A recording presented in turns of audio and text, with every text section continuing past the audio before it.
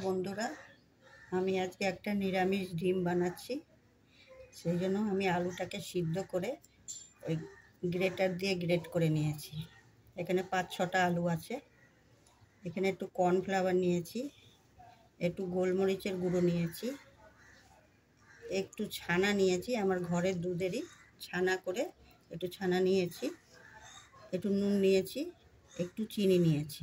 এগুলোকে আমি সব একসঙ্গে এবার মাখাবো। তো সব আমি একসাথে মাখিয়ে নিয়েছি, দেখুন বন্ধুরা।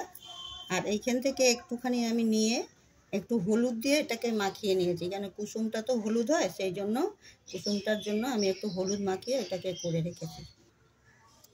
এইখান থেকে এই দেখুন, এই যে হলুদ অংশটা কুসুমের মতন বানিয়ে নিয়েছি, আর এখান থেকে আমি কেটে নিয়ে এটাকে বানাচ্ছি।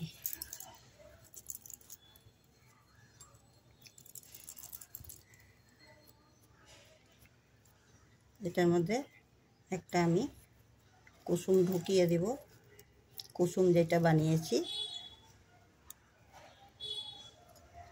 পুর ভরার মতন করে।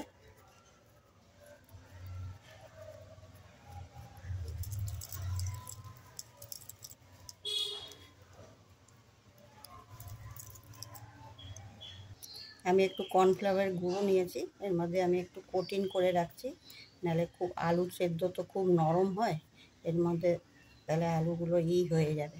একটু কোটিং দিয়ে নিলে পরে এটা খুব সুন্দর হবে। দেখুন, এগুলোকে আমি পুর ভরে ওই যে ভিতরের কুসুমটা ভরে ভরে আমি এগুলো করে নিয়েছি। করে আমি এখন এগুলোকে সাদা তেলে ভাজবো। এই যে সাদা তেলটা আমার গরম হয়ে গেছে, আমি এর মধ্যে আস্তে আস্তে এখন ভাজবো। এইগুলো দেখুন, সব নিরামিষ ডিমগুলো সব ফ্রাই করা হয়ে গেছে আমার।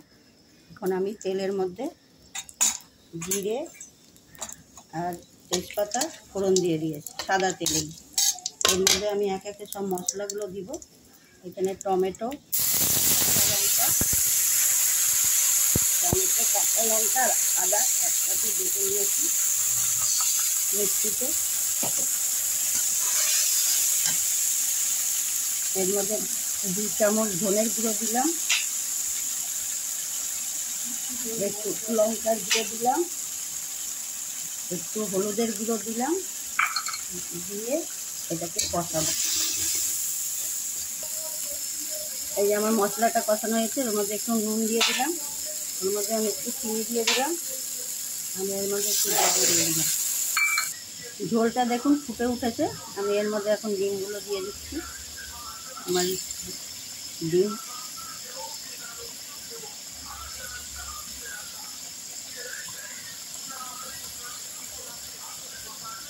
দেখুন, এই যে আমার এটা হয়ে গেছে, আমি তারপরে দেখাচ্ছি।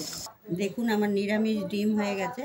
আমি এর উপর দিয়ে একটু গরম মশলার গুঁড়ো ছড়িয়ে দিচ্ছি। এমনি করে দেখবেন, একবার বানিয়ে খেয়ে খুব টেস্টি হয়। দেখুন, একটাকে কেটে দেখিয়েছি, ভিতরের কুসুমটা যেরকম হলুদ থাকে, এই যে কুসুমটা হলুদ আছে আর চারিপাশটা সাদা।